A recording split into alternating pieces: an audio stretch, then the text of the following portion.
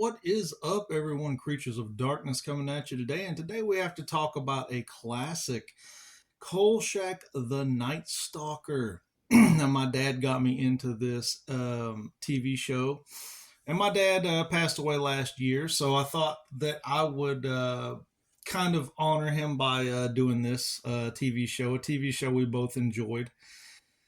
Um, and I used to watch the reruns on Sci-Fi Channel. I have this on DVD and Blu-ray as well. Now, Kolchak the Night Stalker is an American television series that aired on ABC during the 1974-1975 seasons. The series followed a wire service reporter named Carl Kolchak, played by Darren McGavin, who investigates mysterious crimes with unlikely causes.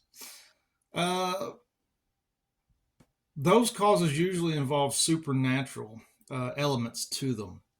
This was a great premise, especially back in the 70s. You didn't really have things like this. The 70s were a very different time. You didn't have a lot of networks at that point in time. And my dad used to watch this in the 70s with his friends, and they would all sit around and they would watch Kolchak the Night Stalker. And he's basically a reporter that goes around and he investigates, like, paranormal things like that, crimes, paranormal stuff.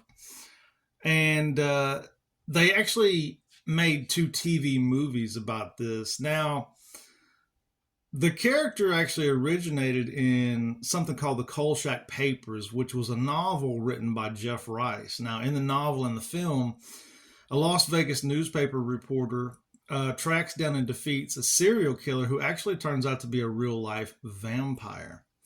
And that's what the movie was actually about. Now, the first TV movie, you have to remember, TV movies back then were big things. It wasn't like it is today. The 70s was such a different time period, but TV movies back then were huge deals because you didn't have many channels. But the first TV movie was the 1972 film, The Night Stalker. Now, in this film, Carl Kolchak is like a lovable type reporter. He's always trying to get to the truth. And he starts to analyze these killings, and he's starting to realize they're all missing blood. They all have fang marks on their necks. And something's not right. Something is very not right here. And so he decides to investigate it, and his final conclusion is that it's a real life vampire. Like, this is actually a vampire. And he tries to tell the police, and they kind of laugh him off, like, "Yeah, okay, it's a vampire, buddy. All right." But he finally gets a detective to listen to him and help him, and they track this Skorzeny down. Skorzeny was the last name of this vampire. Played by Barry Atwater, who did a fantastic job, by the way. And Carl basically puts a stake through the vampire's chest. He kills him.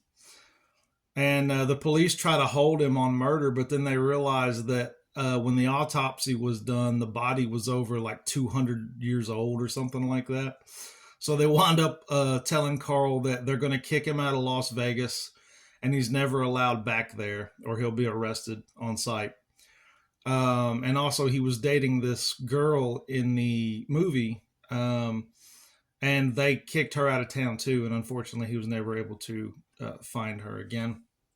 Now, this TV movie did so great. It actually got a 33.2 rating from a 54 share, which was, I think, it was the highest TV movie for years and years. I don't know what finally beat it, but I think it lasted until, like, it was the highest rated TV movie until about the early 90s or late 80s maybe. So that's a very successful TV movie. So because it was so successful and so well written, and Darren McGavin did such a great job as Carl Kolchak, they came out with a second TV movie called The Night Strangler. Because they were so impressed by the success of the first television movie. So ABC commissioned Richard Matheson to write a second movie. And the second movie, The Night Strangler, was about a fictional version of like a Seattle underground and it was used as a setting for like much of the movie's action.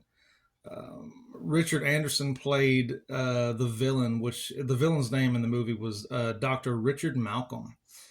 And what Kolchak discovers is Dr. Richard Malcolm was actually, he actually found the elixir of life, some sort of elixir of life. And he is actually a Civil War soldier that fought in the Union Army in the 1860s. And what Dr. Richard Malcolm didn't realize was that that serum only lasts for about, I think it's 20 years. It keeps you young for 20 years.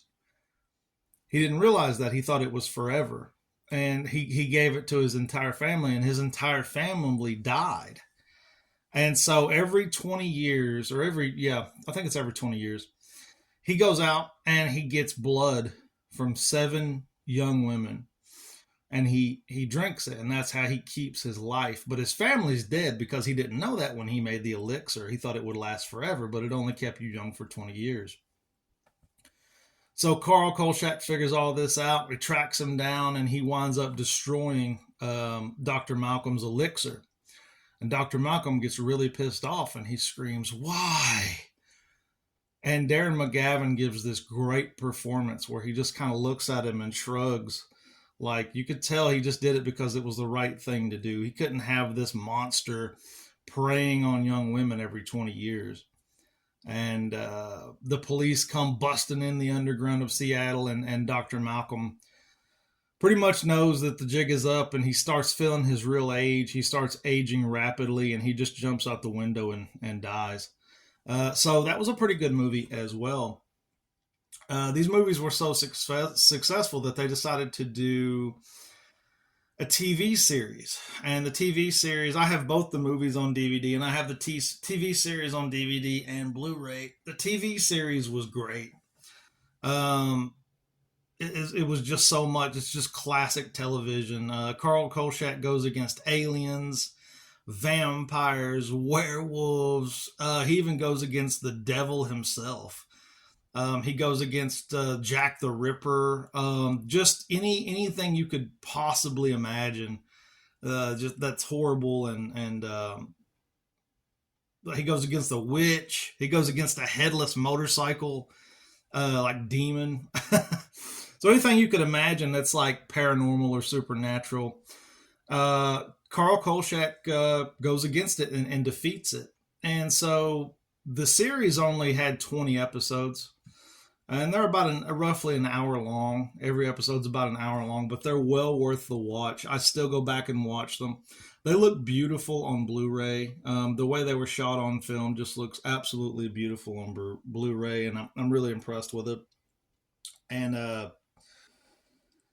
but Darren McGavin, he kind of got tired of playing the character. He got tired of the monster of the week type thing. And he also got treated, I don't think he was treated very well on the set. He got promised certain things that he never actually got to have happen. Like he was supposed to be a producer on the show, and I don't think they ever actually gave him credit for any kind of production on the show.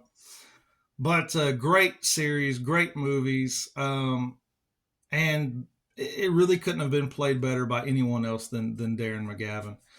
And I still go back and watch these on Blu-ray. Like I said, it looks absolutely beautiful on Blu-ray because it was shot on film. And just a great show. And it still holds up today. This show inspired The X-Files. It inspired Supernatural, which would go on to have about 15 seasons. The horror genre as we know it would not be what it is today without Kolchak the Night Stalker. And if you have not seen it, please check it out. It's worth the watch. There's also novels too. There's novels and books that have been written about Kolchak. I think I have most of them. They tried to do a revival series in the early 2000s with a different actor, but it just didn't work because Carl Kolchak is, Darren McGavin. And Darren McGavin is Carl Kolchak. No one else can play Carl Kolchak the way Darren McGavin did. Actually, there was an X-Files episode where they wanted Darren McGavin to come back as Carl Kolchak for one episode, but he would not reprise the role. So he instead was a retired FBI agent.